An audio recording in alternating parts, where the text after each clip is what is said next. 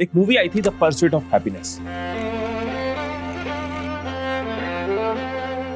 उसका एक सीन था जहां पे lead character Chris Gardner interview देने जाता है, वो भी ऐसी हालत में। और कारण ये होता है कि क्रिस इंटरव्यू में डायरेक्ट पुलिस अरेस्ट से छूट कर आ रहा होता है, जो उसको पिछले दिन उसके घर से उठाकर लेके गए थे। Chris Gardner? Yeah. क्यों? क्योंकि उसने पिछले कई पार्किंग बिल्स पे ही नहीं किए थे। और सिर्फ इतना ही नहीं, उसकी लाइफ की सिचुएशन ऐसी ही थी, ना घर का रेंट देने के पैसे थे, ना ढंग का खाना खाने के, Do you remember that rent is due next week? ना कोई काम हाथ में था और ना अपने बेटे की पढ़ाई के पैसे। और ऐसे में ना ये जॉब इंटरव्यू उसकी लाइफ का एक बहुत इंपॉर्टेंट मोमेंट था। पर इंटरव्यू में उसकी ये हालत देखकर कोई भी उसको रिजेक्ट कर ही देता। पर सोचो, ऐसी सिचुएशन में भी इंटरव्यू के एंड होते होते वो हायर हो जाता है। I don't know how you did it dressed as a garbage man, but you really pulled it off in there. Thank you very much, Mr. Twiston. This part of my life is called internship. इससे भी surprising बात यह है कि यह पूरा किस्सा कोई फिक्शन नहीं है, बल्कि रियल क्रिस्टोफर गार्डन के साथ हुआ था, जिसने उस वक्त भी अपनी एक वो स्किल यूज करी थी जिसने बिना किसी क्वालिफिकेशन के उसको ये जॉब दिलवा दी थी। और ये वही स्किल है जिसका जिक्र कई टॉप परफॉर्मर्स ने बार बार किया है। A confident guy is much better than a talented guy. People who make fun of themselves actually are the most confident. Confidence is your best accessory. Other than being an hardworking, underconfident person, always be an hardworking, overconfident person. पर दूसरी तरफ real world में 75% लोग ऐसे हैं जो public speaking से डरते रहते हैं। 50% से ज्यादा लोग मीटिंग्स में अपनी ओपिनियन रखने से हेजिटेट करते हैं। वही हर 3 में से 2 लोग ऐसे हैं जो कुछ करने से पहले दूसरों के जजमेंट से डरते रहते हैं। और ये सब वीकनेसेस ही रीजन बनते हैं कि लोग इंटरव्यूज में रिजेक्ट हो जाते हैं। कैपेबल होते हुए भी सोसाइटी में, जॉब में, काम में अपनी वैल्यू दिखा नहीं पाते, रिलेशंस में अपनी फीलिंग्स, अपनी बातें कम्युनिकेट नहीं कर पाते, यहां तक कि ओवरऑल लाइफ में हमेशा दबके रह जाते हैं। और जो लोग इस स्किल के मास्टर होते हैं, जो इन कमियों को ओवरकम कर लेते हैं, वो सोसाइटी में अलग जगह बना पाते हैं, लोगों से भरे रूम में भी दूर से नजर आते हैं, अपने रिलेशंस की प्रॉब्लम्स को सॉल्व कर पाते हैं और बुरी से बुरी सिचुएशन को भी बिना घबराए फेस कर पाते हैं। यानी कि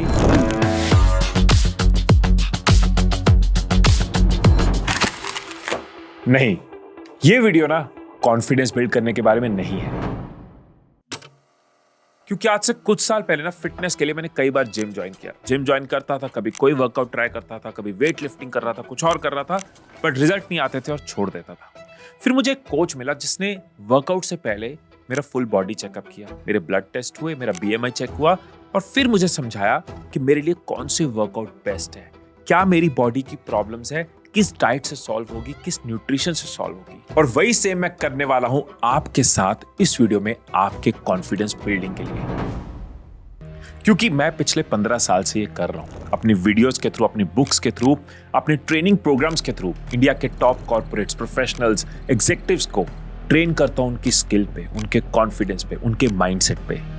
और मैं ये समझता हूं कि सिर्फ हैक्स देने से, सिर्फ 5 टिप्स देने से लाइफ नहीं बदलती, कॉन्फिडेंस नहीं आता। इसीलिए सबसे पहले मैं आपके साथ एक लाइव कॉन्फिडेंस सर्वे करूंगा, एक ऐसा टेस्ट जो एक्चुअल में आपके कॉन्फिडेंस लेवल को आपके सामने रखेगा, जो आपको बताएगा कि किन कमियों की वजह से आप अंदर से कॉन्फिडेंट नहीं हो पाते। और मैं गारंटी के साथ कह सकता हूं कि आज आप एक ऐसा एग्जाम देने वाले हो जो आपने पहले कभी नहीं दिया होगा।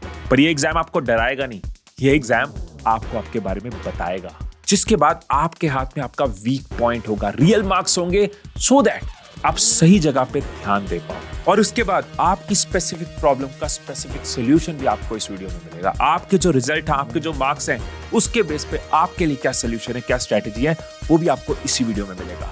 और लास्ट में 3 ऐसे पावरफुल ट्रुथ जो आप अपने साथ लेके जाओगे, हर दिन खुद को याद कराओगे, तो हर दिन अपने कॉन्फिडेंस को बढ़ाते चलते जाओगे। तो शुरू करते हैं सबसे पहले पार्ट के साथ, कॉन्फिडेंस सर्वे।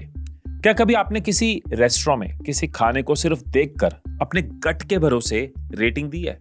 ऐसा आपने कभी नहीं किया होगा। पहले खाते हो, टेस्ट चेक करते हो, प्राइस कंपेयर करते हो, इवन वहां की सर्विस को देखते हो और फिर डिसाइड करते हो कि रेटिंग क्या देनी है, 5 में से 5, या बेकार लगा तो 1, या ठीक ठीक लगा 2, 3, 4। तो अब अगर मैं आपको बोलूं कि अपने कॉन्फिडेंस को 1 से 10 के स्केल के बीच में रैंक करो तो आप खुद को कितने नंबर दोगे? 6, 7, 8 क्या दोगे? आप चाहे कोई भी रेटिंग दे दो, वो एक्यूरेट और 100% सही नहीं हो सकती, क्योंकि मोस्ट प्रोबेबली आपने ना सिर्फ अपने गट के बेस पर खुद को रैंक दे दिया कि मुझे लगता है ये मेरी रेटिंग है। बस आपकी ये जो रैंडम जजमेंट है ना कि मुझे लगता है, उसको एक्यूरेट करने के लिए सर्वे जरूरी है, जिसमें आपको बस इतना करना है कि मैं आपके सामने 5 तरह की ऐसी सिचुएशंस रखूंगा, वो सिचुएशंस जो लाइफ में आपके साथ हुई होंगी, जिससे आप गुजरे होंगे। आपको बस उन्हें सुनना है और 0 से 5 के बीच में रैंक करना है। आपकी लाइफ में वो सिचुएशंस कितनी ज्यादा रिलेटेबल है। इजी लैंग्वेज में एक्सप्लेन करूं कि अगर मैं आपको बोलूं मेरे साथ एक बार ऐसा हुआ था कि मैं चाय पी रहा था और चाय पीते पीते अचानक वो मेरे पे गिर गई, और ये ना मेरे लिए बड़ा एम्बैरेसिंग सिचुएशन था। अब अगर आप इससे कंप्लीटली रिलेट कर पाते हो कि हाँ यार मेरे साथ भी ऐसा हुआ था और मेरे लिए भी बड़ी एम्बैरेसमेंट थी, तो क्या होगा? 0 to 5 में आप 5 रेटिंग करोगे कि मैं बहुत ज्यादा रिलेट कर पा रहा हूं। अगर आपको लगता है नहीं मेरे साथ ये हुआ ही नहीं, मैं इससे रिलेट नहीं कर पाता, तो 0, 1, 2 कितना आपको लगता है? आपको लगता है थोड़ा रिलेट कर पा रहा हूँ, हाँ हुआ था लेकिन खास एम्बैरेस नहीं हुआ था, तो 3 से 4 की रिलेटेबिलिटी होगी। ये एक एग्जांपल आपको दे रहा हूँ कि कैसे आपने देखना है। अगर बहुत रिलेटेबल है तो 5, बिल्कुल रिलेटेबल नहीं है तो 0, इन बिटवीन अगर आपको ज्यादा लगता है तो ज्यादा रेटिंग, कम लगता है तो कम रेटिंग। जब भी मैं किसी वर्कशॉप में अपने पार्टिसिपेंट्स को ये सर्वे देता हूँ ना, तो मेरे माइंड में हमेशा एक चीज आती है कि काश ये सर्वे और इसके बेस पे जो सोल्यूशंस आपको मिलने वाले हैं, ये मुझे 10 साल पहले किसी ने दे दिए होते। जो मुझे मेहनत करनी पड़ी ना अपने कॉन्फिडेंस को बिल्ड करने के लिए, शायद वो मच मोर लेसर होता। इसलिए मैं आपकी अंडरस्टैंडिंग के लिए ना खुद को भी रेट करूंगा, लेकिन अपने 10 साल पुराने वर्जन को सामने लाके कि 10 साल पहले अगर मुझे रेट करना होता तो मैं खुद को क्या रेट करता। तो चलिए सर्वे शुरू करते हैं। मेरे पास पेपर है, पेन है, और मैं आपको भी सजेस्ट करूंगा कि कहीं नोट जरूर करो, चाहे तो फोन के नोट्स में कर लो, पेपर पेन मिल जाए तो बेस्ट है, नहीं तो नीचे कमेंट्स में साथ साथ आप रेटिंग देते हो खुद को, बट कहीं नोट जरूर करो। तो सबसे पहली सिचुएशन की बात करते हैं जो लो कॉन्फिडेंस का one of the biggest cause है। कभी ऐसा हुआ है कि कहीं जाते वक्त कहीं पब्लिक में आपको लगा हो कि यार सब ना मुझे ही देख रहे हैं, आपके बारे में सोच रहे हैं, आप ही को जज कर रहे हैं। एग्जाम्पल, बचपन में टीचर ने क्लासरूम में क्वेश्चन पूछा, आपको आंसर आता भी था, पर हाथ उठाने से पहले दिमाग बोलता है अगर गलत हो गया तो। इवन आज की डेट में भी अगर आप जॉब कर रहे हो, ऑफिस में या कहीं मीटिंग में जा रहे हो, कुछ बोलने से पहले अपना पॉइंट रखने का जब मौका आता है, आप अंदर से घबरा जाते हो। कुछ पहनते वक्त या फिर कहीं पे कुछ खेलते वक्त, सबके सामने रेस्टोरेंट में ऑर्डर करते वक्त, पब्लिक प्लेस पर कुछ बोलते वक्त, फोन उठाते वक्त, आसपास अगर लोग हैं तब अगर फोन उठा रहे हो, एक चोकिंग की फीलिंग, एक जजमेंट की फीलिंग, एक डर, ऐसे थॉट्स आना कि लोग क्या सोचेंगे, इसको हम कहते हैं फियर ऑफ जजमेंट, जिससे हजारों लोग गुजरते हैं। अगर मैं अपने 10-15 साल पुराने वर्जन को याद करूं तो जब दोस्तों के बीच में बैठा होता था, डिस्कशन चल रही होती थी, तो अंदर से ना क्लियरली लग रहा होता था कि ये चीज ये गलत बोल रहे हैं, मेरे पास इसका एक बेटर पॉइंट है, बेटर आंसर है। फिर भी उस मोमेंट पे ना बहुत बार मैं बोल नहीं पाता था, मतलब लिटरली बोलने से पहले ना मैं अपने आप को रोक लेता था कि अगर उल्टा पड़ गया तो मेरी इमेज क्या बनेगी, अगर सही कन्वे नहीं कर पाया, सही एक्सप्रेस नहीं कर पाया। और बहुत ही फनी बात यह है कि बाद में जब वही डिस्कशन खत्म हो जाती थी तो मैं अपने दिमाग में पूरी कन्वर्सेशन फिर से चला रहा था और खुद को कह रहा था यार मुझे ना ये बोल देना चाहिए था उस वक्त।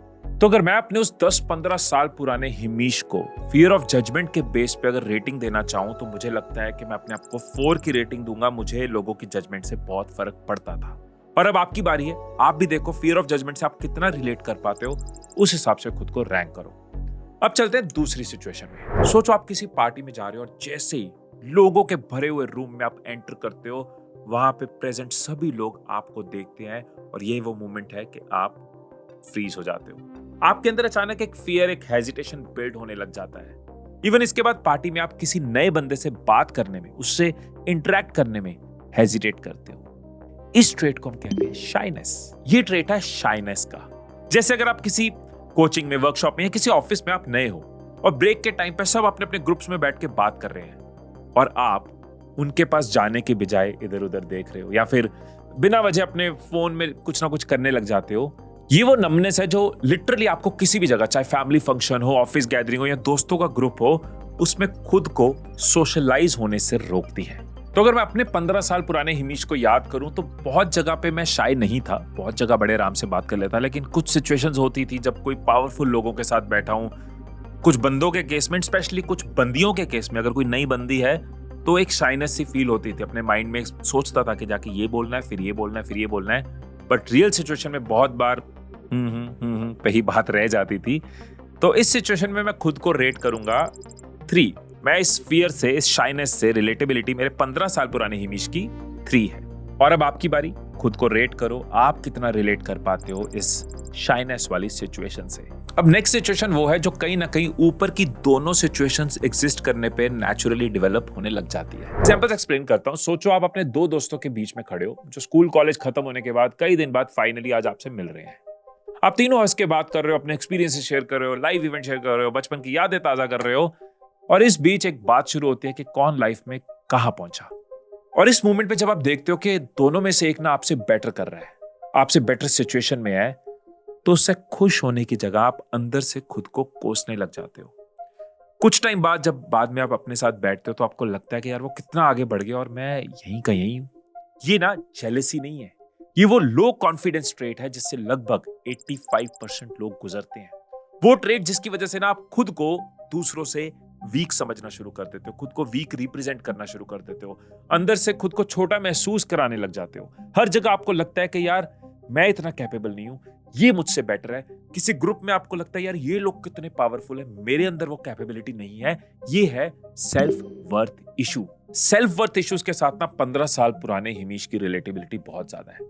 जब कोई ऐसा रूम है, ऐसी मीटिंग है, ऐसी सिचुएशन में हूं जहां पे लोग सक्सेसफुल लोग मेरे साथ है, बहुत कैपेबल लोग मेरे साथ है, तो खुद को एकदम से कमजोर सा फील कर देना, अपनी चीजों को भूल जाना, अपनी सेल्फ वर्थ को एकदम से नीचे ले आना, तो मैं इस सिचुएशन में शायद खुद को 5 की रेटिंग दूंगा। तो चलिए सिचुएशन नंबर 4, सिचुएशन नंबर 4 की बात करते हैं। आपने कभी ऐसा फील किया है कि अगर आपसे कोई भी कुछ कहने आता है तो आप उसको चाहकर भी मना नहीं कर पाते? एग्जाम्पल, आपका दोस्त आपको कहीं चलने को कहता है, आपका मन नहीं भी है लेकिन आप मना नहीं कर पाते। किसी ग्रुप ने आपको किसी प्लान में शामिल करने की कोशिश की और जहां उन्होंने थोड़ा सा फोर्स किया, नहीं नहीं चलना चलना चलना, और आप अपना सारा काम छोड़कर चल देते हो। या फिर किसी काम का ना अंदर से मन भी नहीं है, पर क्योंकि मना करना नहीं आता इसलिए हाँ कर देते हैं। इवन सिर्फ काम के केस में नहीं, कोई डिबेट या डिस्कशन चल रही है, आपने अपना पॉइंट रखा लेकिन आप अपने पॉइंट पर टिक नहीं पाते। थोड़ी देर बाद आपको लगने लग जाता है कि नहीं शायद सामने वाला ही सही है, और आप अपनी बात वापस ले लेते हो। मतलब कि आप खुद के लिए स्टैंड ही नहीं ले पाते, और इसको हम कहते हैं पीपल प्लीजिंग। तो वंस अपॉन अ टाइम 15 साल पहले जो व्यक्ति था हिमीश, वो बहुत बड़ा पीपल प्लीजर भी नहीं था, बट आई वुड से कि बिल्कुल स्टैंड पे रहने वाला भी नहीं था। तो मैं उसको बीच की रेटिंग दूंगा, आई विल रेट हिम 3। और ये व्यक्ति जो ये वीडियो देख रहा है वो भी खुद को रेट करे। फिर चलते हैं नेक्स्ट सिचुएशन में। तो चलिए 5th सिचुएशन पे आते हैं। ओवर थिंकिंग ना वो ह्यूमन ट्रेट है जो कॉन्फिडेंट लोगों में भी होती है और अंडर कॉन्फिडेंट लोगों में भी हो सकती है, पर ये सिचुएशन उसके बारे में नहीं है, ये उसके साथ जुड़े दूसरे कॉन्सेप्ट के बारे में है। मान लो आपके पास आपका एक दोस्त आता है, उसकी कॉल आती है, वो कहता है कि यार चल शाम को ना पूल चलते हैं स्विमिंग के लिए, एंड आप कहते हो कि हाँ हाँ चलते हैं, बस शाम तक का टाइम दे दे फिर कंफर्म करता हूं। लेकिन इस कॉल के बाद असली बात शुरू होती है। आप सोचते हो जाऊं कि ना जाऊं, पैसे ज्यादा खर्च हो जाएंगे, एक तो काम और भी है, फैमिली से क्या बोलूं, उनको टाइम दूं कि वहां जाऊं, अगर मजा ही ना आया जाके तो वहां पूल में लोगों के सामने अगर बेइज्जती होगी तो सही से स्विमिंग तो मुझे आती नहीं है। ये सारे थॉट्स हैं आपकी ओवर थिंकिंग। और प्रॉब्लम यहाँ पे ओवर थिंकिंग नहीं है, प्रॉब्लम है इस सब की वजह से डिसीजन ही ना ले पाना। अंडर कॉन्फिडेंट लोगों की ना one of the biggest weakness यही है। आपने देखा होगा कई लोगों के साथ होता है, हो सकता है आपके साथ होता हो, कि 4-5 लोगों के बीच में किसी काम की अगर जिम्मेदारी दी जाए तो कदम पीछे कर लेने क्यों? क्योंकि डिसीजन लेने नहीं आते। कुछ खरीदने से पहले, सोशल मीडिया पे कुछ पोस्ट करने से पहले, कुछ पहनने वक्त, कोई काम करते वक्त, अगर आपको लगता है कि यार उसकी सजेशन ले लूं, उससे पूछ लूं, उसको पूछ लूं कैसा लगेगा, सही है कि नहीं है, अगर आप एक्शन नहीं ले रहे, डिसीजन डिले कर रहे हो, लोगों के अप्रूवल की वेट कर रहे हो, अपनी थिंकिंग को फाइनलाइज होने के लिए, सॉर्ट होने की वेट कर रहे हो, और फिर डिले कर करके या तो डिसीजन ले रहे हो, डिसीजन ले ही नहीं रहे, इसको कहते हैं डिसिसिव पैरालिसिस। इसमें अगर मैं पुराने हिमीश को रेट करूंगा तो मैं रेट करूंगा 3। आप बताइए आपकी क्या रैंकिंग है? सो ये थी वो 5 सिचुएशन जिससे हर दिन कहीं ना कहीं किसी ना किसी तरीके से आप गुजरते होंगे। बट आपको ये वीडियो आगे देखनी है या नहीं, ये डिपेंड करेगा कि आपके टोटल मार्क्स क्या है। अगर आपने खुद को 15+ रेटिंग दी है, इट मींस कहीं ना कहीं हम लो कॉन्फिडेंस कैटेगरी में लाई करते हैं। हालांकि आपके सामने ये क्लियर होगा कि इन सब में से वो कौन सा पार्ट है जिसमें आप सबसे ज्यादा लैक कर रहे होगे। मे बी किसी को लोग क्या कहेंगे से डर लग रहा हो, या फिर किसी में हेजिटेशन या सेल्फ डाउट ज्यादा हो सकता है कोई लोगों को प्लीज करने के चक्कर में रह जाता हो, और कोई ढंग से डिसीजन ना ले पाने की वजह से अंडर कॉन्फिडेंस में हो। एक लाइन में बोलूं, बहुत इंपॉर्टेंट है, ध्यान से सुनना, कि आप अंडर कॉन्फिडेंट इंसान नहीं हो, बस उससे जुड़े कुछ बिहेवियर्स में लैक कर रहे हो, जिसको हम रिजॉल्व करेंगे अपनी नेक्स्ट स्टेज में, स्टेज 2 में। एक बहुत पॉपुलर कहावत है कि जहर को सिर्फ जहर ही काटता है। मेरा मतलब है कि कई बार ना हमारी प्रॉब्लम्स का सोल्यूशन कहीं और नहीं होता, बल्कि उन प्रॉब्लम्स में ही छुपा होता है। जो आपने अभी 5 बिहेवियर्स देखे, इनको ठीक करने के लिए आपको कोई सडन ट्रिक, कोई जड़ी बूटी, ये सब नहीं चाहिए। आपको जो चाहिए वो है एक ऑल्टरनेट बिहेवियर। मतलब कि अब हम बात करने वाले उन 5 बिहेवियर्स की जो इन सिचुएशंस को हैंडल करने में आपकी हेल्प करेंगे। इन सिचुएशंस को आप उस तरह से डील कर पाओगे जैसे पहले कभी नहीं कर पाते थे। तो शुरू करते हैं पहले बिहेवियर से। पहला बिहेवियर है फोकस शिफ्टिंग। ये फियर ऑफ जजमेंट के लिए है। यहाँ पे हमारी प्रॉब्लम क्या थी? प्रॉब्लम थी कि 4 लोग क्या सोच रहे होंगे, क्या वो इस तरफ देख रहे हैं, अगर देख रहे हैं तो क्या सोच रहे हैं, कहीं जज तो नहीं कर रहे, मेरे बारे में क्या जज कर रहे होंगे। एक्चुअली में ना ये सिर्फ आपके साथ नहीं बल्कि हजारों लोगों के साथ होता है, और साइकोलॉजी में ना इस पर बात करी जाती है। इसको टर्म दिया गया है स्पॉटलाइट इफेक्ट, जिसके अकॉर्डिंग हर वक्त हमें अपने ऊपर एक स्पॉटलाइट सी फील हो रही होती है कि हाँ, मेन कैरेक्टर मैं हूं और पूरी दुनिया का ध्यान ऑडियंस की तरह सिर्फ मेरे ऊपर है। और जब जब आपके दिमाग में ये फियर आ रहा होता है, तब एक्चुअली में मेन प्रॉब्लम आपकी नहीं होती बल्कि आपके फोकस की होती है। हर मोमेंट, हर वक्त दिमाग फोकस खुद की जगह आसपास के लोगों पर करता है, और इसी वजह से हमें चाहिए focus shifting behaviour.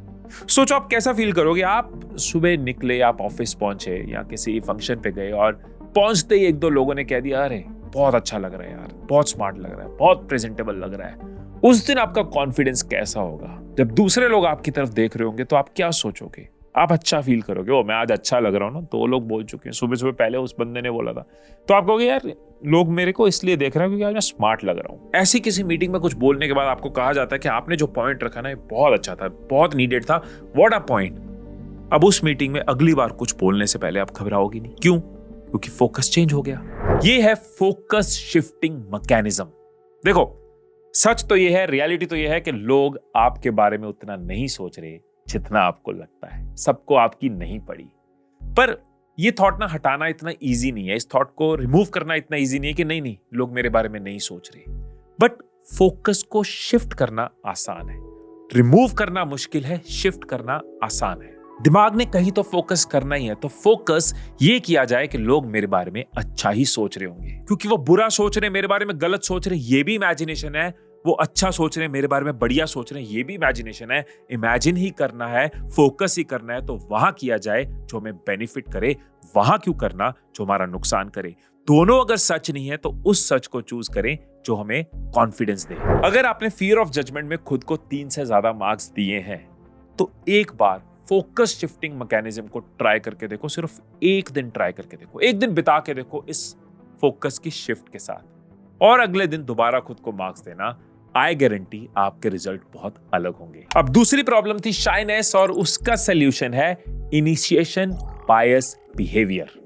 Second situation यानी कि शाइनेस की प्रॉब्लम क्या थी?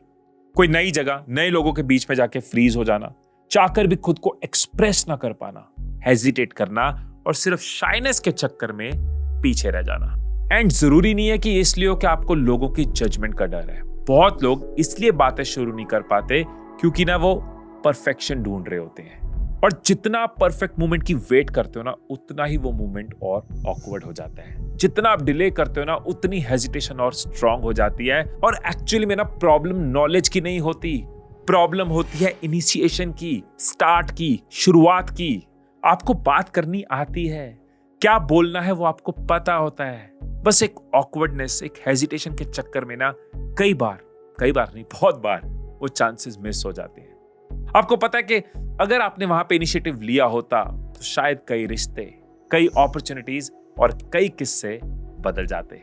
और इसको बीट कर सकता है आपका इनिशिएशन बायस बिहेवियर। बायस का मतलब क्या है? कि दिमाग को एक तरफ झुका देना, और इस केस में आपको अपने ब्रेन को झुकाना है एक्शन की तरफ विद 5 सेकंड एंट्री रूल। जब भी आप किसी ऐसी सिचुएशन में होते हो ना जहां आपको लगता है कि हाँ आप हेजिटेट कर रहे हो, थोड़ी शर्म कर रहे हो, तो इस रूल को याद करो, बस 5 सेकंड्स में कोई ना कोई एक्शन मुझे लेना है। एग्जाम्पल, किसी पार्टी में आप एंटर किए, बस शुरुआत के 5 सेकंड्स में किसी को हाय कहना है, किसी से इंटरेक्ट करना है। किसी ग्रुप में और लग रहा है कि सब बात कर रहे हो और मैं शांत हूं, तो 5 सेकंड है तेरे पास, कुछ बोलना है, खुद को चैलेंज करो, भले ही सामने वाले को कॉम्प्लीमेंट कर दो, अपने बारे में कुछ बता दो, अपना एक छोटा सा पॉइंट ऑफ व्यू रख दो, एक लाइन ऐड कर दो, लेकिन 5 सेकंड में कुछ जरूर करना है। ये जरूरी नहीं है कि आप क्या बोल रहे हो, याद रखो, क्या बोल रहा हूं उसको हाई क्वालिटी करना नहीं।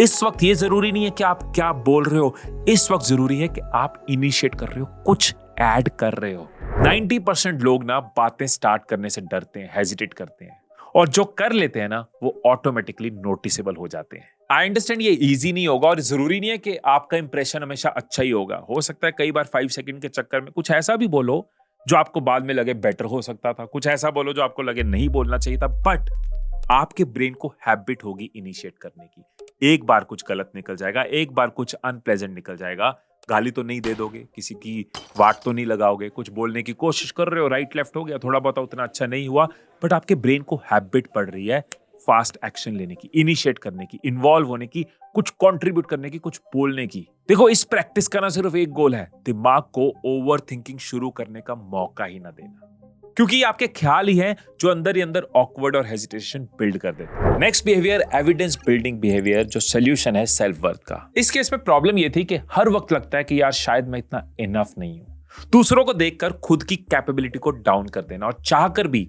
अंदर से खुद को लेकर स्ट्रॉन्ग फीलिंग ना आना। अब ये कितना सच है कितना नहीं, ये डिपेंड सच्चाई पर नहीं, आपके परसेप्शन पर करता है।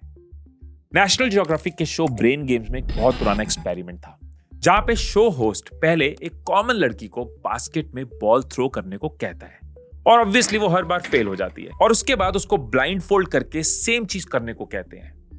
पर ट्रिक ये थी कि उसके पास खड़े लोग उसके गलत थ्रो पर भी उसको मोटिवेट कर रहे होते हैं, चीयर करने लग जाते हैं, और उसके बाद जब उसका ब्लाइंड फोल्ड उतार दिया जाता है और उसको बोला जाता है नॉर्मली बॉल को हिट कर, तो 5 में से 4 बार वो सक्सेसफुल हो जाती है।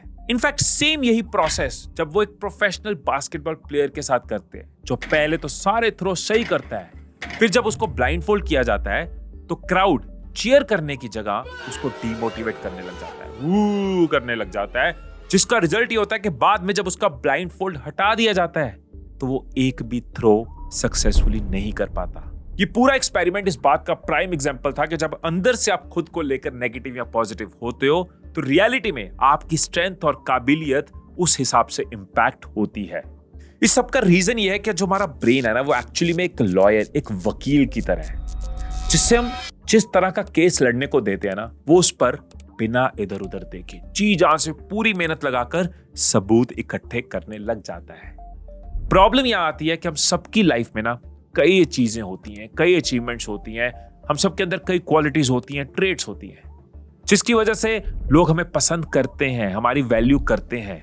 इवन आज आपके पास जो भी है वो आपने अपनी एफर्ट्स के साथ अचीव किया है, पर ये सब जानते हुए भी हम कॉन्शियसली दूसरों को देखकर खुद को वीक थॉट्स देने लग जाते हैं। मतलब आपका जो लॉयर है, जो ब्रेन है, जैसे आप उसको ये केस दे देते हो ना कि मैं शायद इतना कैपेबल नहीं हूं, वो उसी वक्त सबूत इकट्ठे करता है, एविडेंसेस कलेक्ट करता है कि हाँ मैं तब फेल हुआ था, याद है उस टाइम पे मेरी सबके सामने बेइज्जती हुई थी, सामने वाला मेरे से कितना स्मार्ट था, मेरी तरफ कोई देख ही नहीं रहा था। प्रॉब्लम भी यही है, सोल्यूशन भी यही है।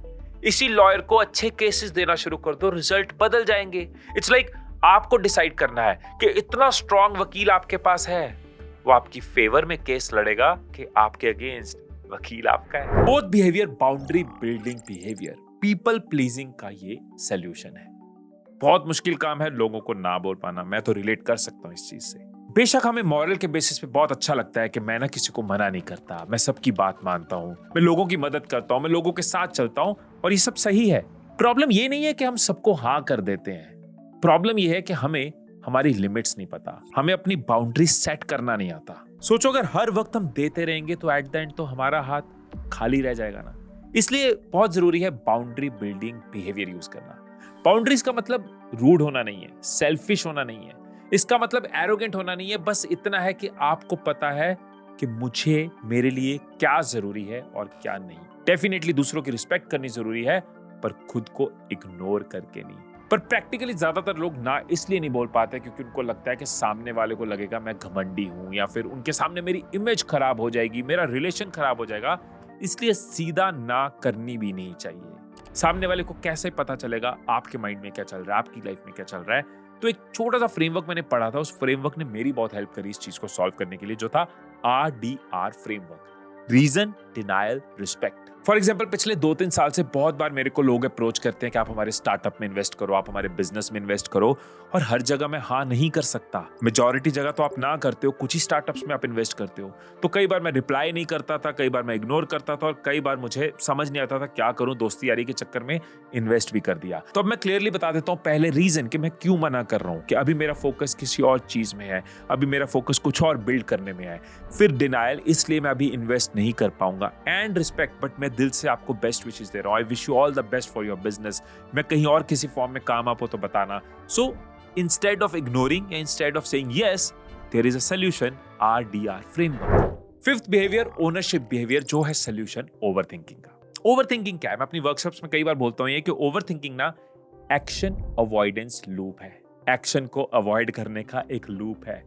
आपका माइंड आपको कंफर्ट देने के लिए, एक्शन से बचाने के लिए, उसको अवॉइड करने के लिए कुछ ना कुछ सोच रहा है कि और सोच लेते हैं, अगर ये नहीं हुआ, इमोशनली उसको सॉल्व करने की कोशिश कर रहा है कि ऐसे होगा तो वैसे होगा, अगर ये होगा, प्लस माइनस। और इस प्रोसेस में आपकी ऑप्शंस को, आपके डर को, आपकी कंफ्यूजन को और बढ़ा देना, एक्शन को और अवॉइड कर देना, और वो लूप बड़ा होता जाता है और हम ओवरथिंकिंग के अंदर बहते जाते हैं। और किसी भी फॉर्म की ओवरथिंकिंग को रोकने का ना तरीका है एक छोटा सा, प्यारा सा, नन्हा सा एक एक्शन ले लेना। कोई एक एक्शन ले लेना, छोटे से छोटा एक्शन ले लेना, उससे वो लूप टूट जाता है। ब्रेन को नजर आता हो, एक्शन लिया और कुछ ऐसा हुआ नहीं, सेफ है, थोड़ा और आगे बढ़ो, एक्शन लिया, सेफ है। ब्रेन को वो सेफ्टी देना कि एक्शन लेने से भी हम सेफ है, सिर्फ सोचने से सेफ नहीं हो रहे। एक्शन अवॉइडेंस लूप को एक्शन से ही आप किल कर सकते हो, जहर को जहर से ही काट सकते हो। अगर इमोशनल ओवरथिंकिंग हो रही है, माइंड में कुछ नेगेटिव इमोशंस चल रही हैं, कोई एक्शन ले लो। एक्शन कैन बी जो मन में चल रहा है उसको लिखा, कहीं जर्नल किया, अपनी फीलिंग्स को अपने सामने लाए। सोचते रहते हो कभी कंटेंट बनाना है, वीडियो बनानी है, पोस्ट करना है, कोई छोटा सा एक्शन दो, ओवरथिंकिंग खत्म करो। आज कुछ पोस्ट कर दो, आज कुछ क्रिएट कर दो, आज लैपटॉप खोल के 2 लाइंस लिख दो, वहां जॉब में अप्लाई करूं, उससे बात करूं, उसको मैसेज करूं, अप्लाई कर दो, एक मैसेज डाल दो, हेलो लिख दो, एक एक्शन लेके लूप को तोड़ दो। सो ओवरथिंकिंग का बेस्ट सोल्यूशन और सोचना नहीं है। जब भी ओवरथिंक कर रहे हो याद रखना कि और सोचने से कुछ नहीं होना। एक छोटा सा, टाइनी सा, नन्हा सा जो एक्शन आपको भी समझ आ रहा है वो लेना, लूप को तोड़ेगा और आप एक्शन के अंदर बढ़ते जाओगे। तो अगर आप ध्यान से देखोगे ना, तो हर सोल्यूशन एक्चुअली में ना एक बिहेवियर है। फोकस को शिफ्ट करना, कन्वर्सेशन स्टार्ट करना, खुद को प्रूफ देना, अपने वकील को यूज करना, रिएक्ट ना करना, या फिर एक्शन लेना। कॉन्फिडेंस बिल्ड नहीं हो रहा, आपका बिहेवियर अपग्रेड हो रहा है। और जब बिहेवियर चेंज होता है ना, कॉन्फिडेंस अपने आप आ जाता है। इसलिए याद रखो कि कॉन्फिडेंस को मत पुश करो, बिहेवियर को फिक्स करो।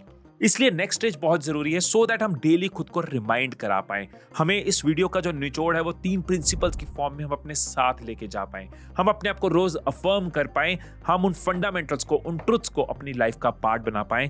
क्विकली कवर करते हैं थर्ड स्टेज में 3 important fundamentals, 3 important truths, 3 daily reminders. Third part, 3 important patterns. आपने अपनी प्रॉब्लम को समझा, आपने अपने पैटर्न्स को समझा, उनको एक्सेप्ट किया, उनका सोल्यूशन देखा।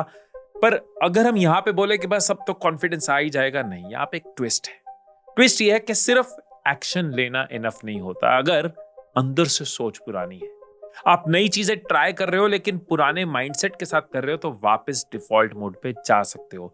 बाहर से थोड़ा चेंज किया, अंदर से सेम, तो रिजल्ट भी पुराना होगा। इसलिए हम न्यूरोप्लास्टिसिटी की बात करते हैं, माइंड को रीवायर करने की बात करते हैं, माइंड को ट्रेन करने की बात करते हैं कि खुद को वो रिमाइंडर्स देते रहना जरूरी है, खुद को बताते रहना जरूरी है, खुद को भूलने नहीं देना, ये बहुत जरूरी है। तो मैं आपको 3 इंपॉर्टेंट रिमाइंडर्स दे रहा हूं बेस्ड ऑन दिस वीडियो, लेकिन आप अपनी स्पेसिफिक प्रॉब्लम के हिसाब से रिमाइंडर प्लस माइनस कर सकते हो, ऐड कर सकते हो, सब्ट्रैक्ट कर सकते हो, लेकिन आपको समझ आ जाएगा कि क्यों जरूरी है। इस वीडियो के बाद कोई 3, 4, 5 लाइंस हमारे सामने हमेशा हो, वो चाहे हमारे रूम के सामने हो, चाहे हमारे फोन में हो, जब तक हम अपनी उस कॉन्फिडेंस जर्नी में सेटिस्फाइड नहीं होते कि यस मेरे बिहेवियर में अब चेंज आ गया है, अंदर से बाहर से मेरे अंदर एक शिफ्ट मैं फील कर पा रहा हूं या कर पा रही हूं। आपने एक रेस्टोरेंट शुरू किया, आपने एक बड़ी प्यारी डिश बनाई, आपने कहा ये डिश लोगों को पसंद आएगी। कुछ लोग आए, लोगों ने कहा बहुत अच्छी है, लेकिन कुछ लोग आए, उन्होंने कहा नहीं, यहाँ हमें तीखा खाना पसंद है, थोड़ी तीखी होनी चाहिए, आपने इसमें लाल मिर्ची डाल दी। फिर कुछ आते हैं वो कहते हैं हमें तो खट मिट्ठा पसंद है, थोड़ी चटपटी होनी चाहिए, आपने इसके अंदर चीनी भी डाल दी। कुछ आए उन्होंने कहा नहीं नहीं हम तो नॉन वेजिटेरियन है, कुछ चिकन होना चाहिए, आपने चिकन भी डाल दिया। कुछ आए उन्होंने कहा हमें तो मेरा फेवरेट तो इटालियन, आपने ऑरिगेनो डाल दिया। और किसी ने कहा मेरा फेवरेट तो साउथ इंडियन, आपने उसके अंदर 65 स्पाइसेस और कड़ी पत्ता डाल दिया। कोई कहता है मुझे चाइनीज अच्छा लगता है, आपने अंदर सोया सॉस विनेगर डाल दिया। अल्टीमेटली आपकी डिश क्या बनती जाएगी? लोग पसंद करेंगे क्या? लोग आपके साथ जुड़ेंगे कि रेस्टोरेंट खाली होना शुरू हो जाएगा, लोग गाली देनी शुरू कर देंगे? आप अपनी जिंदगी में सबको खुश नहीं कर सकते, सबके हिसाब से नहीं चल सकते, सबकी प्रेफरेंसेस को नहीं पकड़ सकते। जो रेस्टोरेंट ये करने की कोशिश करेगा कि सबको मैं पसंद आऊं, वो फेल हो जाएगा। एक सिंगर के कुछ लोग फैन है और कुछ लोग कहते हैं मुझे इसके गाने पसंद नहीं है। कोई कहता है वाह क्या मूवी थी, कोई कहता है बेकार मूवी थी। कोई कोहली का फैन है तो कोई कोहली का क्रिटिक। कोई शाहरुख खान के घर के बाहर खड़ा रहता है, कोई शाहरुख खान को ट्रोल कर रहा है। बचपन में यही तो होता है, हम सेम इंसान थे, किसी को हम फनी लगे, किसी को एनॉइंग लगे, किसी को एवरेज लगे। कॉलेज में एक ग्रुप को आपका ह्यूमर पसंद आता है और दूसरा कहता है ये बहुत बोलता है। ऑफिस में आप किसी के लिए हेल्पफुल हो और कोई कहता है तू ओवर इन्वॉल्व है। और फिर होता क्या, आप एडजस्ट करना शुरू करते हो, धीरे धीरे अपना ओरिजिनल वर्जन लूज कर देते हो। सो ये रिमाइंडर हमें याद रखना होगा कि I don't need everyone's approval to move forward. हर कोई मुझे अप्रूव करे, हर किसी को मैं सही लगूं, हर किसी के हिसाब से चलूं, सबको खुश करूं, ये पॉसिबल ही नहीं है। पूरी वीडियो में आपने समझ लिया। इसलिए खुद को रोज रिमाइंड कराओ कि मुझे सबके अप्रूवल की जरूरत नहीं है। कुछ लोग मेरे साथ रहेंगे, कुछ नहीं रहेंगे, कुछ पसंद करेंगे, कुछ नहीं करेंगे। मैं एक्शन लेता जाऊं, मैं अपने कॉन्फिडेंस की जर्नी में चलता जाऊं। सेकंड रिमाइंडर पे आता है, मान लो आपने अपने घर में ना एक सीसीटीवी कैमरा लगवाया जिसका एक्सेस ना बहुत लोगों के पास है और आपको लग रहा है कि जिन लोगों के पास एक्सेस है ना वो आपको देख रहे हैं और आपकी हर मूव को नोटिस कर रहे हैं। पर यहाँ पे ट्विस्ट पता क्या है, कैमरा ऑन ही नहीं है। आप अपनी तरफ से फुल कॉन्शियस होकर एकदम परफेक्ट होने की कोशिश कर रहे हो और सामने कोई देख ही नहीं रहा। और यही होता है हमारे साथ। बचपन में कभी पूरी क्लास के सामने कुछ बोलते बोलते अचानक आप ब्लैंक हो गए। कॉलेज में किसी दिन कोई प्रेजेंटेशन देते देते आपने गलती कर दी, स्टेज पे कुछ ऐसा बोल गए, ऑफिस में कोई पॉइंट मिस कर गए। अब कुछ साल बाद आपको क्या लगता है, आपके जितने वो स्कूल के फ्रेंड्स हैं सबको याद है? कॉलेज बीते हुए 5-6 साल हो गए, वो आपकी गलती सबको याद है? ऑफिस में आपने पॉइंट मिस किया 5 साल पहले, किसी को याद है? सिर्फ आपको याद है। और उसकी वजह से आप अपने अंदर डर लिए बैठे हो, स्टेज पे चढ़ने से डर रहे हो, अगली बार पार्टिसिपेट करने से डर रहे हो, हाथ खड़ा करने से डर रहे हो। जो चीज दुनिया को याद भी नहीं है, सिर्फ आपको याद है। मतलब प्रॉब्लम आपकी रियलिटी नहीं, आपकी इंटरप्रिटेशन है। फैक्ट छोटा होता है, स्टोरी बड़ी हो जाती है। फैक्ट तो छोटा सा था, ब्लैंक हो गए, क्या हो गया, एक पॉइंट मिस हो गया, लेकिन स्टोरी बड़ी बना ली कि बाद में हिम्मत नहीं करनी, लाइफ में अंडर कॉन्फिडेंट हो गए, शाय हो गए, हेजिटेट करना शुरू कर दिया। फैक्ट छोटा होता है, स्टोरी बड़ी हो जाती है। थर्ड रिमाइंडर की बात करते हैं। मान लो आप कहते हो मुझे स्विमिंग प्रैक्टिस करनी है, स्विमिंग में कॉन्फिडेंट होना है, स्विमिंग के लिए जाना है। आप पहुंचते हो, कोच कहता है लेट्स डू इट, कोच कहता है एज पे खड़े हो और जंप करो। पर आप बोलते नहीं, मुझे थोड़ा और कॉन्फिडेंट फील होने दो, फिर जंप करूंगा। कोच पीछे से आवाज दे रहा है जंप करो और आप कहते हो नहीं, और कॉन्फिडेंट फील कर लो फिर जंप करूंगा। सोच के देखो, अगर आप वहां खड़े हो, जंप नहीं कर रहे, तो आप और कॉन्फिडेंट फील करोगे कि आपका डर और बढ़ेगा।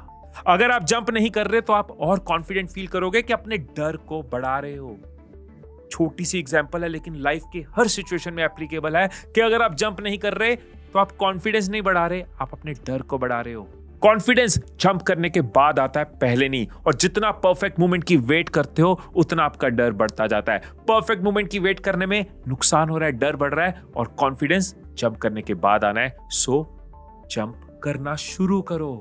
परफेक्ट फीलिंग की वेट नहीं होती, परफेक्ट फीलिंग क्रिएट होती है। आप कॉन्फिडेंट होकर एक्शन नहीं लेते, आप एक्शन लेकर कॉन्फिडेंट होते हो।